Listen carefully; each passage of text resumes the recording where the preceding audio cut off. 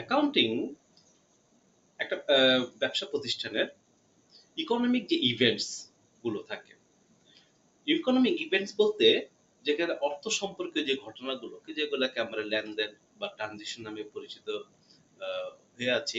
তো আমাদের যে ইকোনমিক ইভেন্টস গুলো আছে এগুলোকে আইডেন্টিফাইজ করে, রেকর্ডস করে, এরপর ফাইন্যান্সিয়াল স্টেটমেন্টস এ সেগুলোকে প্রেজেন্ট করার মাধ্যমে রিলেটেড পার্টিস যারা আছে তাদেরকে ইনফরমেশন প্রোভাইড করে। তো আমরা ফার্স্টে যেটা দেখলাম যে আমাদের ইকোনমিক যে ইভেন্টস গুলো আছে সেই ইভেন্টস গুলোকে কি আইডেন্টিফাই করার বিষয়টা আমরা জানলাম। এখন আইডেন্টিফাইস বিষয়টা হলো যে একটা ইকোনমিক ইভেন্টস কিভাবে আইডেন্টিফাই করা হয়। একটা প্রতিষ্ঠানে যখন কোনো একটা অ্যাসেট পারচেজ করা হয় অর প্রোডাক্ট পারচেজ করা হয় অর স্যালারিস প্রোভাইড করা হয়, এগুলোর প্রত্যেকটার সাথে জড়িত যে এভিডেন্স গুলো আছে সেগুলোর মাধ্যমে এগুলোকে ইকোনমিক ইভেন্টস হিসেবে আইডেন্টিফাই করা হয়। যেমন আমি প্রোডাক্ট পারচেজ করলাম, তো এটার সাথে যে চালানটা আছে সেই চালানটা দেখে আমি এটাকে আইডেন্টিফাই করলাম যে this is an economic events, মানে প্রমাণ দলিল, যে একটা ট্রানজাকশনের সাথে রিলেটেড যে এভিডেন্স গুলো থাকে বা প্রমাণ দলিল গুলো থাকে এগুলোর মাধ্যমেই এগুলোকে আইডেন্টিফাই করা হয়। তো এখন আমাদের আসল যে মূল আলোচনার যে বিষয় সেটা হলো রেকর্ডস। এরপর এগুলোকে অ্যাকাউন্টস বইতে, হিসাবের বইতে রেকর্ড করা দরকার পড়ে, রেকর্ড করতে হয়। এখন এই যে রেকর্ড যে করছি আমরা, রেকর্ড করার ক্ষেত্রে কিন্তু আমরা একটা সিস্টেম অ্যাপ্লাই করি যেটা হলো ডাবল এন্ট্রি সিস্টেম, দুতরফা দাখিলা পদ্ধতি। এখন দুতরফা দাখিলা পদ্ধতিতে আমরা যখন কোনো একটা ট্রানজেকশনকে রেকর্ড করতে যাব এটাকে দুইটা পক্ষে লিপিবদ্ধ করতে হয়। আমাদের যারা অ্যাকাউন্টিং এ এসএসসি তে ছিল, এইচএসসি তে ছিল এবং যারা এখন অনার্সে এসেছে তাদের জন্য কিন্তু এই রেকর্ডের যে ডাবল এন্ট্রি সিস্টেমের বিষয়টা এটা তাদের বুঝে আসে।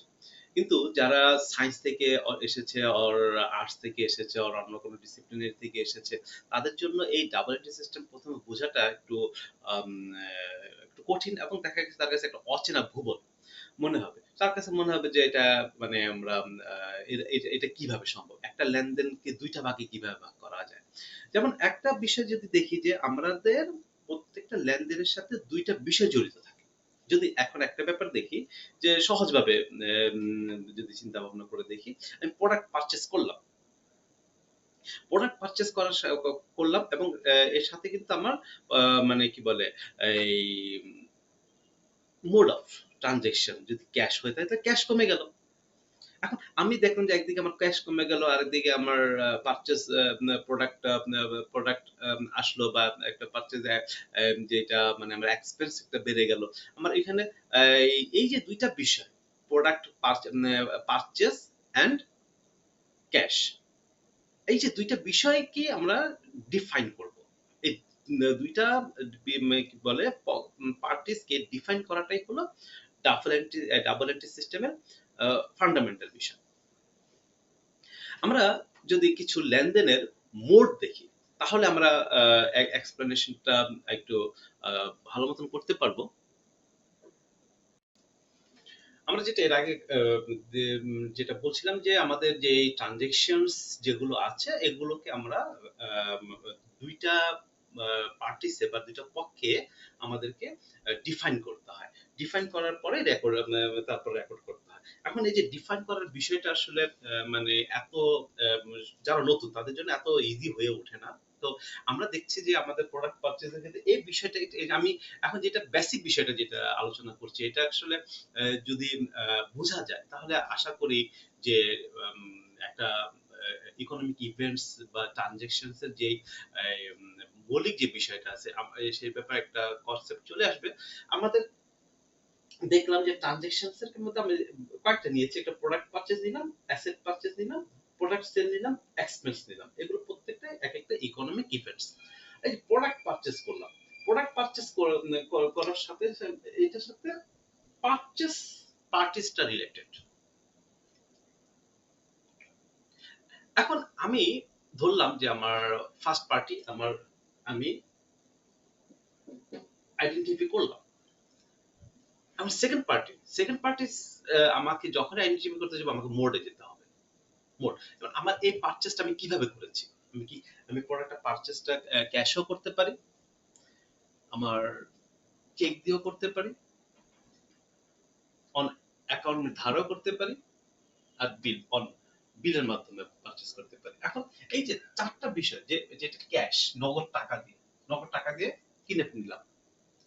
আবার এই যে চেকের যে বিষয়টা আছে, যে আমি চেক দিয়ে দিলাম, তাহলে আমার ব্যাংক অ্যাকাউন্ট থেকে টাকাটা কমে যাবে। অন অ্যাকাউন্ট, এটা ধারে, যে আমি টাকাটা এখন দিচ্ছি না, টাকাটা আমি পরে দেব। এখন এই যে অন বিলের যে বিষয়টা, যে আমি বিল দিলাম, বিল বলতে বোঝাচ্ছে রিটেন এগ্রিমেন্ট ডকুমেন্টস, যেটা আমি সার্টেন পিরিয়ড অফ টাইমে, আমার একটা নির্দিষ্ট সময় পরে আমি টাকাটা দিয়ে দিব, এবং উইথ ইন্টারেস্ট, ওইটা কিছু করার মানে এই বিষয়টা যদি আমি তখন দেখি যে আমি এইটার মধ্যে আমি টাকাটা, এইটাও অ্যাকাউন্ট মানে কি বলে ধারে, এইটাও ধারে, এইটা হলো অ্যাকুয়াল বেস মানে কি বলে এটাকে, মানে মৌখিক ভাবে যেটাকে বলে। আর এটা হলো আমার রিটেন ডকুমেন্টস এর মাধ্যমে, যেটাকে আমি কি বলে বিলস পেয়েবল বলবো, মানে প্রদেয় বিল যেটা। অন অ্যাকাউন্ট,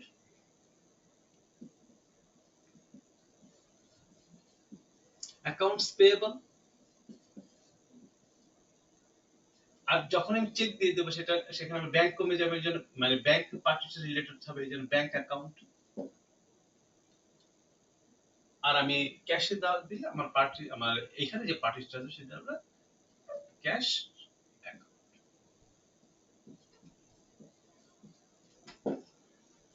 বলছিলাম যে আমার এই যে ট্রানজিশনের মোডের উপর ডিপেন্ড করে আমার অ্যানাদার পার্টিটা কি হবে।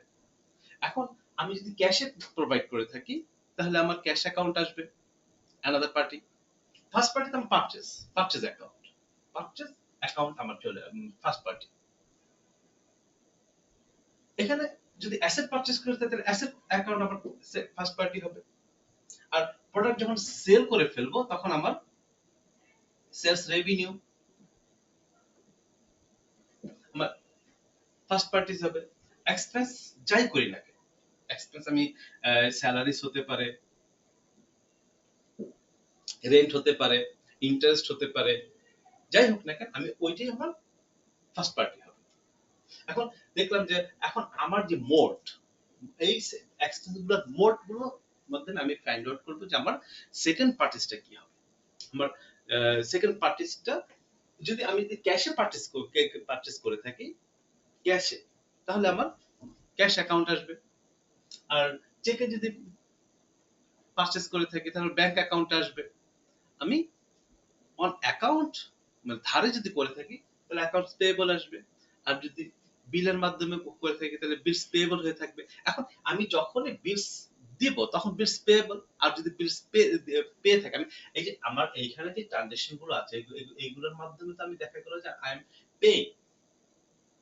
যেমন প্রোডাক্ট পারচেজের সময় আমি কিন্তু প্রদান করব, এইগুলোর কোন একটা প্রদান করব। অ্যাসেট পারচেজ করার ক্ষেত্রে আমি এখান থেকে যে কোনো একটা পে করব, প্রদান করব।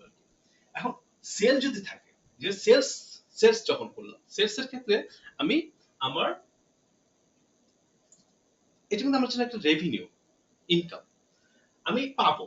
এখন এইখান থেকে যে কোনো একটা পাবো, হয়তো বা ক্যাশে পেলাম, বা কেউ আমাকে চেক দিল সেটাও পেতে পারি। আবার কেউ যদি ধারে পারচেজ করে থাকে, মানে আমার কাছ থেকে প্রোডাক্টটা নিয়ে আমি সেল করেছি কিন্তু ধারে সেল করি, তাহলে আমার তখন কিন্তু আমি তার কাছে টাকা পাবো, যেটাকে আমরা বলি accounts receivable. Accounts receivable receivable আবার বিল যখন আমরা পাবো, তখন কিন্তু আমরা পাবো বিলস রিসিভেবল। এখন বিষয়টা হলো এরকম যে আমি যদি আমার ইনকাম হয়ে থাকে, তাহলে আমি তো এখান থেকে যে কোনো একটা মোড পেয়ে থাকবো, তাহলে ওইটাই হবে আমার সেকেন্ড পার্টি। আর সেলস রেভিনিউটা হবে আমার ফার্স্ট পার্টি। আর এই যে এক্সপেন্সের বেলায় আমি তো আমার এক্সপেন্সটা হলো কি আমার পে, আমার এটার জন্য আমার খরচ হয়ে থাকে, আমি তখন এটা পরিশোধ করে দেব। আচ্ছা, এখন এইখান থেকে যে কোনো একটা আমি পরিশোধ করে দেব। এভাবে আমরা ডাবল এন্ট্রি সিস্টেমে আমাদের যে আম, কি বলে দুইটা পার্টিস আছে এইভাবে আমরা আইডেন্টিফাই করতে পারবো। সহজ কথা হলো ট্রানজেকশনটাকে আমি আগে দেখবো যে ওই ট্রানজেকশনটা কি হলো, ওই ট্রানজেকশনটা থেকে আমি ফার্স্ট পার্টিটা বের করব, ওই ট্রানজেকশনটা থেকে আমি ফার্স্ট পার্টিটা বের করব, এবং এই ট্রানজেকশনের যে মোড আছে সেখান থেকে আমি বের করব হলো আমার second party.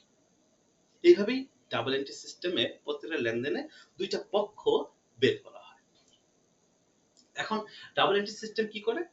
Double entry system প্রত্যেকটা এটা মানে ইকোনমিক ইভেন্ট বা ট্রানজাকশনকে দুইটা পার্টিসে ডিভাইড করে ফেলে, মানে দুইটা পার্টিস আইডেন্টিফাই করে দেয়, এবং এই দুইটা পার্টিকেই আমাকে হিসাবের বইতে রেকর্ড রাখতে